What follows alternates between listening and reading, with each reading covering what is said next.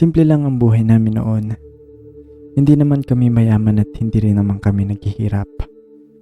Maliit lang ang bahay namin pero disente naman ang itsura at kumpleto naman kami sa lahat ng gamit sa bahay. Kumbaga lahat ng kailangan namin ay nandoon na at masasabi kong nakakaraos kami sa buhay. Maganda kasi yung trabaho ng tatay namin at maganda yung pasok ng pera sa kanya dito.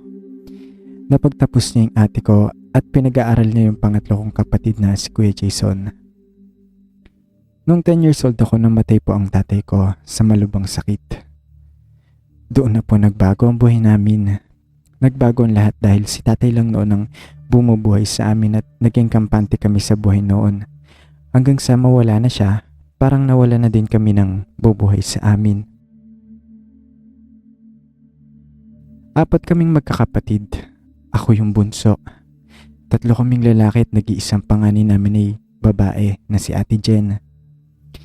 Si Ate Jen ang inaasahan din namin noon na makakatulong sa pamilya namin noong namatay po si tatay. Dahil siya yung nakapagtapos ng pag-aaral. Pero ilang buwan lang din nang makagraduate si ate, nabuntis po ito. Tapos bumukod po sa puder namin. Yung sumunod naman namin ng kapatid na si Kuya Larry ay 1 taon lang nang namatay yung tatay namin. Nakabuntis din po ito. Bumukod din po siya sa amin. Sa suma total, ako at si Kuya Jason na lang po ang natira sa amin, kasama po yung nanay namin. Bago mamatay si tatay, nag-aaral pa noon si Kuya Jason.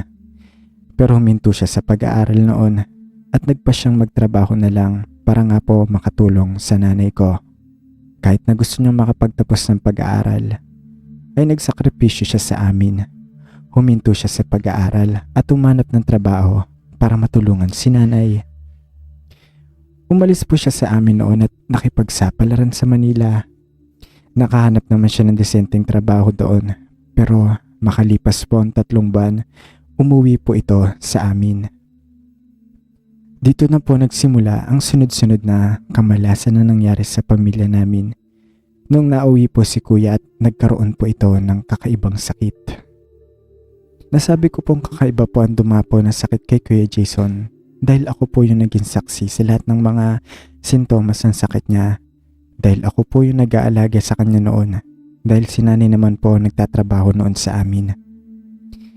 Nung umuwi po si Kuya Jason sa amin, matamlay po siya at namumutla na parang lantang gulay na. Hindi naman namin siya makausap ng maayos noon dahil matamlay po siya at hindi siya makapagsalita ng maayos. Pagdating niya sa bahay, pinahiga na agad siya ni nanay dahil napakataas po ng lagnat niya at namumula po yung kanyang mga mata at wala po siyang ganang kumain. Tinanong siya ni nanay noon kung anong nangyari sa kanya, pero ang sabi ni Kuya ay bigla na lang daw po siyang nahilo isang araw at nanlata nang di niya alam. Wala naman po siyang kinain o ginawa para manlata siya ng ganoon at magkasakit ng ganong kalala. Hindi niya talaga alam kung anong nangyari sa kanya. Kinabukasan, dinala po namin siya sa ospital. Sinamahan po kami ng pangalawa naming kapatid na si Kuya Larry. Pagdating namin ng ospital, ang sabi ng doktor ay overfatigue po ang nangyari sa kuya ko at dehydration daw po. Ang lahat po ng nararamdaman niya ay dahil daw sa pagod at puyat. Sinabihan kami ng doktor na kumain daw lagi siya sa tamang oras at matulog din siya sa tamang oras at huwag magpupuyat.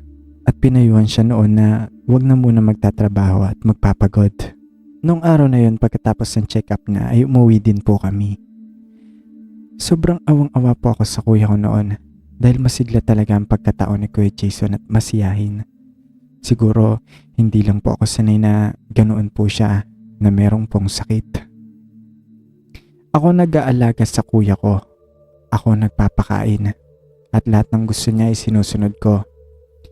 Nakahiga lang siya at si nanay naman po maaga pa lang nasa palengke na at nagbebenta siya ng mga gulay at isda sa palengke. Doon po sa kaibigan niya. Bali tinutulungan niya po ito sa pagtitinda. Isang araw, pinakain ko po si Kuya. Bumili lang ako ng ulam noon sa karinderya. Naalala ko po noon, minudong baboy po yung nabili ko. Na mga panahong ito, 1 linggo nang nakahiga si Kuya at matamlay pa rin siya at tinatamaan pa rin ng konting lagnat. Pinainom ko siya noon ng gamot. Pagkatapos ay binigay ko na sa kanya yung pagkain. Pero pagkaabot ko sa kanya, nakita niya yung ulam na menudo na binili ko at ang sabi niya ay hindi niya daw gusto ang ulam na binili ko. At nagtaka naman ako kasi paborito niya po yung menudo na yon. Kaya tinanong ko siya kung anong gusto niya. At ang sabi niya, parang gusto niya daw po ng dinuguan. Bumalik ako sa karinderya noon at swerte naman, meron silang lutong dinuguan noon. Kumain po noon si kuya nang makabili ako. Masayang masaya siya noon nang makitang nabili ko ang gusto niyang ulam. Sarap na sarap si kuya noon na parang wala nang bukas kung kumain siya ng mga panahon na yon. At gustong gusto niya po talaga yung dinuguan na yon. Kasi wala na nga siyang ganang kumain noon, pero kapag dinuguan po ang ulam niya, kumakain po siya at malakas po itong kumain. Sa araw-araw na lumipas, laging dinuguan ang gustong ulamin ni kuya. Kung walang dinuguan na lutong ulam, ay yung pong Betamax po ang gusto niyang kainin. Lagi po yan, puro dugo ang hinahanap ng panlasa niya at sikmura. Kahit na 10 years old pa lang ako noon, alam ko nang may mali si kinikilos at pag-uugali ni Kuya Jason. Kasi hindi naman normal yung palagi ang pagkain ng dugo. Almusal hanggang sa hapunan ay laging dinuguan at Betamax ang nilalantakan ng kuya ko noon.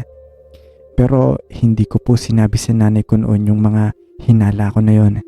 Dahil siguro meron lang pong sakit si kuya kaya iba po ang hinahanap ng kanyang panlasa. Makalipas ang ilang linggo, gumaling po si kuya. Nakakatayo na ito at nakakalakad na ng maayos. Pero marami po ang nagbago sa ikinikilos ni kuya at sa pagkatao niya. Noong mga panahong ito, huminto na muna si nanay sa pagtitinda sa palengke para matutukan niya po si kuya at maalagaan. Isang gabi na maghahapunan kami, hindi sumabay si kuya sa amin sa pagkain. 3 gabi na siyang hindi sumasabay sa amin ni nanay sa pagkain. Dito ko na po inilahad sa nanay ko yung mga kakaibang napapansin ko sa kuya ko. Ang sabi ko sa kanya ay hindi po siya kumakain ng mga pangkaraniwang ulam na kinakain namin. Ang gusto niya ay yung sariwa at dugo ang lagi nitong kinakain. Nagtaka noon si nanay kaya naisipan nitong puntahan siya sa kwarto para piliting kumain. Pero pagpasok niya po, wala po noon doon si kuya.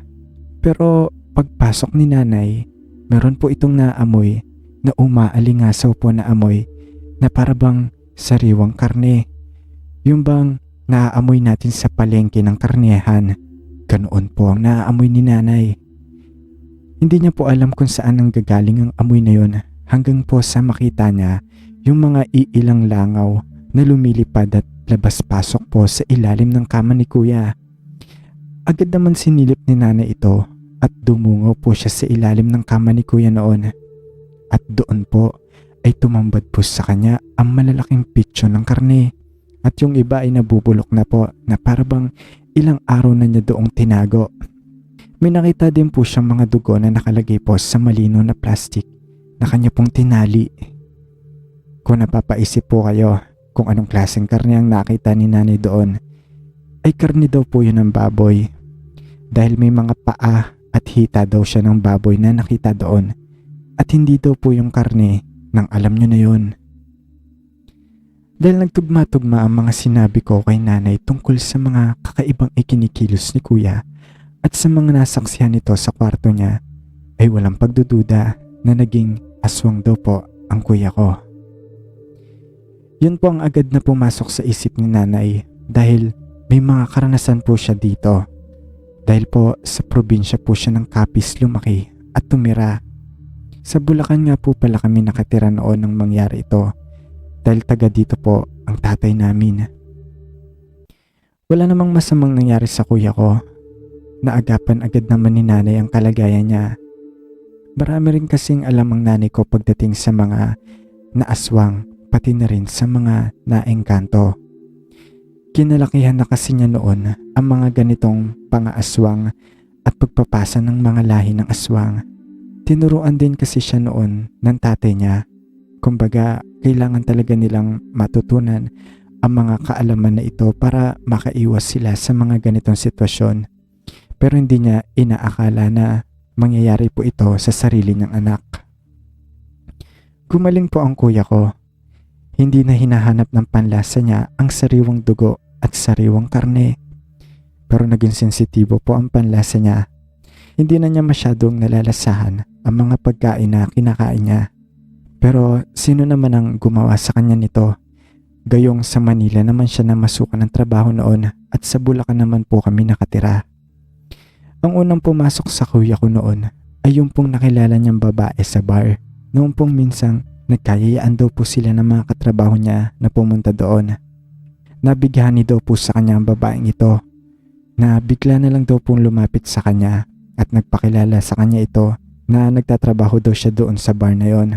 Nagkaroon daw sila ng kwentuhan hanggang sa lumalim ang pag-uusap nila at lalong natamaan daw siya ng pagkalasing at pansin niya noon na parang nilalasing daw talaga siya ng babaeng ito dahil sunod-sunod daw po siyang tinatagayan ng alak.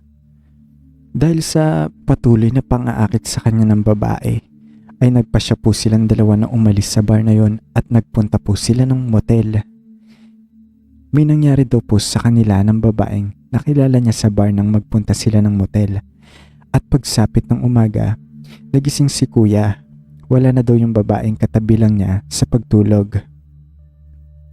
Nang magising si kuya, hindi na daw niya naaalala ang itsura ng babaeng ito. Kahit pilitin niyang alalahanin ito, ay hindi na niya magawa. Pero alam niya sa sarili niya na nakasama niya ito. At pagkaalis niya ng motel ay doon na po siya nakaramdam ng pagkahilo at sumama na po ang kanyang pakiramdam. Hindi namin alam kung dahil lang yun sa kalasingan kaya hindi niya mailarawan ang itsura ng babaeng yun. Kaya hanggang ngayon ay hindi po nabigyan ng hustisya ang nangyari sa kanya. Sabi ni nanay ay pinasa daw po sa kanya ang lahi ng aswang gamit sa mga pinapainom na alak sa kanya ng babae. Matagal na pong nangyari ito at nasa mabuting kalagayan na po ang kuya ko at kami pong magpamilya. Gusto ko pong ibahagi ito para maging babala sa mga taong mabilis magtiwala sa mga taong hindi natin kilala.